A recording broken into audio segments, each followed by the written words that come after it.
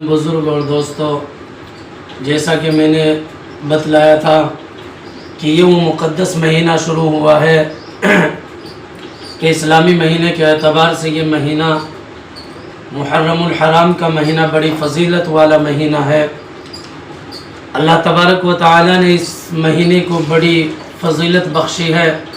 اور میرے محترم بزرگ اور دوستو، ایک بڑی امپورٹنٹ بات یہ ہے کہ اللہ تعالیٰ نے جو ہے ذی الحج کے مہینے کو، جو ذی الحج کا مہینہ جو ہے، اس کے اندر بھی اللہ نے اپنے بندے کی قربانیاں لی ہے۔ اللہ نے اپنے بندے کے ایمان کو آزمایا ہے۔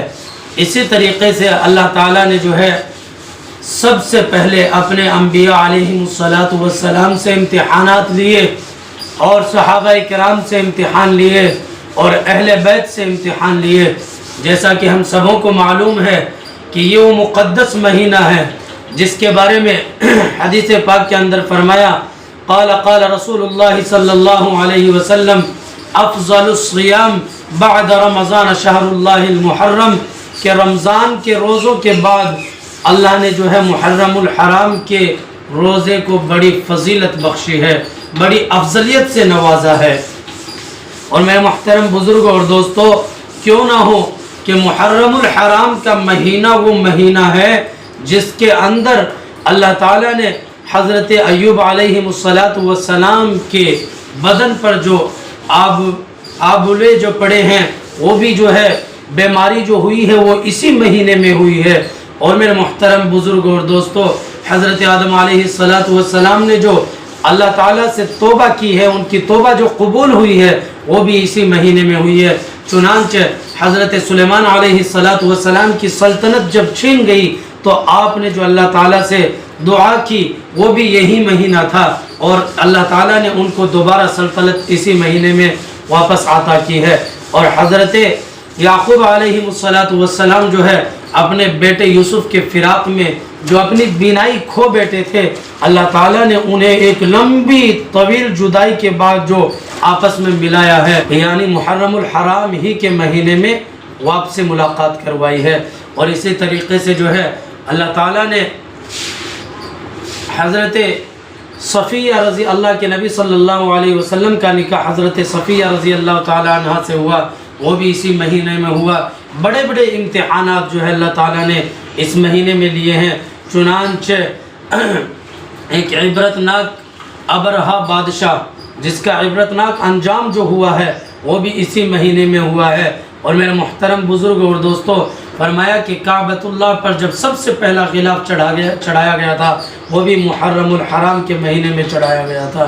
اور جو ہے اللہ تعالیٰ کے نبی آخر الزمان جناب محمد الرسول اللہ صلی اللہ علیہ وسلم کی چچی ام الفضل وہ فرماتی ہیں کہ ایک مرتبہ میں نے خواب دیکھا۔ خواب میں کیا دیکھا کہ ایک گوشت کا ٹکڑا میرے جسم پر پڑا ہے۔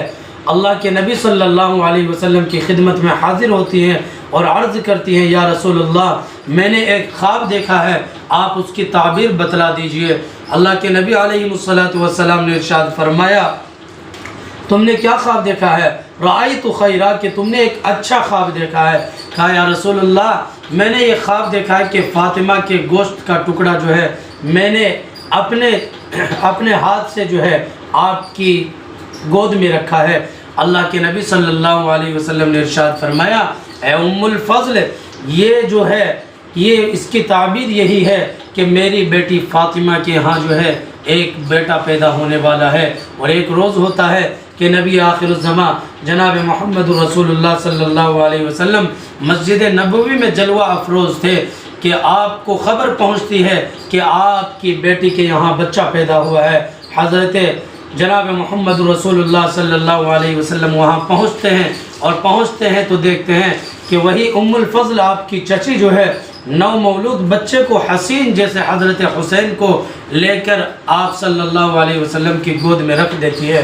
اللہ کے نبی صلی اللہ علیہ وسلم نے اس وقت ارشاد فرمایا کہ چچی ام الفضل، یہی وہ تمہارے خواب کی تعبیر ہے۔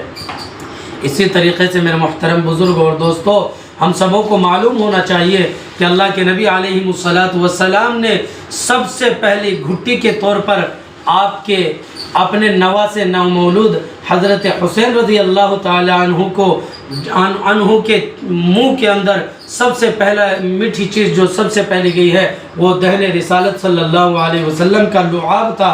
اور آقا کریم علیہ السلام نے جب آپ کے چہرے کو دیکھا، آپ کی آنکھوں کو دیکھا تو آپ جو ہے رونے لگے، آنسو آ گئے۔ اور اللہ کے نبی صلی اللہ علیہ وسلم نے جو ہے اپنے اسی وقت جو ہے یہیں سے یہ شروعات ہوتی ہے کہ آپ نے حضرت حسین رضی اللہ تعالیٰ عنہ کے ایک کان میں اذان کہی اور دوسرے کان میں تکبیر کہی۔ اور میرے محترم بزرگوں اور دوستوں، یہیں سے جو ہے اللہ کے نبی صلی اللہ علیہ وسلم جب غم زدہ ہوئے، ام الفضل نے کہا یا رسول اللہ یہ کیا ماجرا ہے؟ کہا مجھے خوشی ہے کہ میں نے جو ہے اپنے نواسے کو دیکھا، میرا نواسا پیدا ہوا، لیکن جب سے یہ پیدا ہوئے ہیں، پیدا ہوتے ہی اب میرے سامنے میدان کارزار کا نقشہ سامنے آ گیا۔ اور یہی سے جو ہے حضرت امیر معاویہ کے بعد جو ہے یزید جب تخت نشین ہوتا ہے، حضرت حسین رضی اللہ تعالی عنہ جو ہے اس کو اس منصب کے اہل نہیں سمجھتے ہیں، اور جو ہے ان کی آپس میں جو ہے ان کا آپس میں جو ہے ایک بڑا پیمانے پر جو ہے ان کے اندر جو ہے آپس میں یہ ہو جاتا ہے،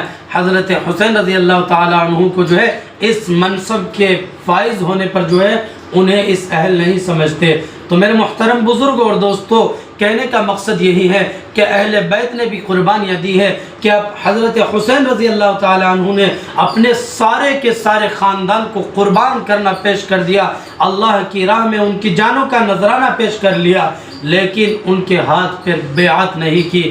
تو میرے محترم بزرگ اور دوستو، ہمیں بھی جو ہے غور کرنا چاہیے کہ ان مہینوں کے اندر جو ہے یہ بڑی فضیلت والا مہینہ ہے، اور آقا کریم علیہ السلام نے ارشاد فرمایا کہ 10 محرم کا روزہ، ایک دن کا روزہ جو ہے 1 سال کے گناہوں کا کفارہ ہے۔ لیکن اس وقت اللہ کے نبی صلی اللہ علیہ وسلم فرماتے تھے کہ تم 10 محرم کے ساتھ جو ہے ایک دن کا روزہ آگے یا پیچھے کا ملا کر رکھو، یا تو 9 اور 10 کا رکھو یا پھر 10 اور 11 کا رکھو۔ یہ کس لیے فرمایا؟ یہ اس لیے فرمایا کہ اس وقت جو ہے یہودی بھی جو ہے 10 محرم کا روزہ رکھا کرتے تھے، اس لیے کہیں ان کی مشابہت اختیار نہ ہو جائے۔ لیکن میرے بھائیو، آج کے اکابرین علماء یہی فرماتے ہیں کہ اب جو ہے یہودی 10 محرم کا روزہ نہیں رکھتے، اس لیے اگر کوئی شخص مجبوری کے بنا پر اگر خاص کر کے 10 محرم کا روزہ رکھے تب بھی جو ہے ان کی مشابہت اختیار نہیں ہوگی۔ اللہ تعالیٰ مجھے اور آپ کو کہنے اور سننے سے زیادہ عمل کرنے کی توفیق عطا فرمائے۔ آمین۔ وآخر دعوانا الحمدللہ رب العالمین۔